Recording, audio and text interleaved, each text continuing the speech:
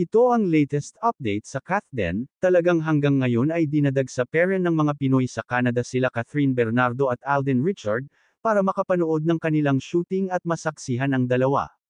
Maraming mga Pinoy ang talagang matiyatsagang hantayin ang dalawa kahit na mainit at malakas ang sikat ng araw.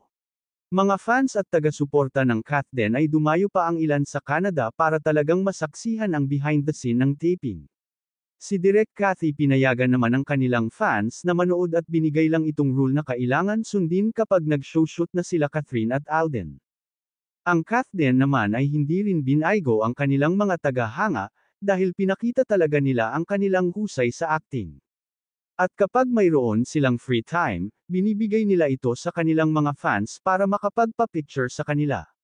Ngunit si Daniel ay may pahayag tungkol sa ginagawang shooting ngayon ng Kathden, halatang nagseselos pa rin ito hanggang ngayon. Ka ba, kay Alden? Selos, masyadong mababang salitang. Oo nga. Hindi ako hindi siya selos eh. It's more of it's just different. You know, and yung feeling. It's a different feeling. No? Yeah, it's a different feeling kasi yung selos, makukuha mo lang kung saan-saan eh. Ito ibang usapan siya eh. Kaya doon nagkaroon ng security eh. Doon kami lalong naging tight ni Catherine. Ganda. Dahil doon. Ganda. And nung umalis siya, nandun ako sa punto, I was in dark times nung nangyari yun, ha? Ah, talaga? Yeah, hindi yun basta okay lang ako. Hindi, it was different. I mean, minsan nasa banyo ako for hours lang. Nandun lang ako. You know, kasi iba eh.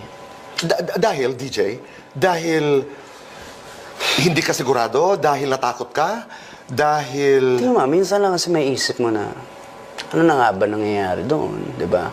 Hindi naman na iniisipan ko ng masama yung si Alden. Hindi yun eh, hindi yun. It's just different.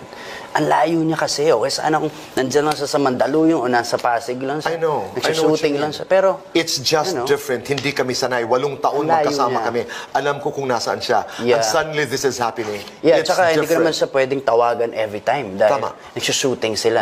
So makakausap ko siya umaga at gabi. Pagka-pack up niya. So, you know, those times na walang Catherine, anong gagawin ko dito sa oras ko naman na to? I understand.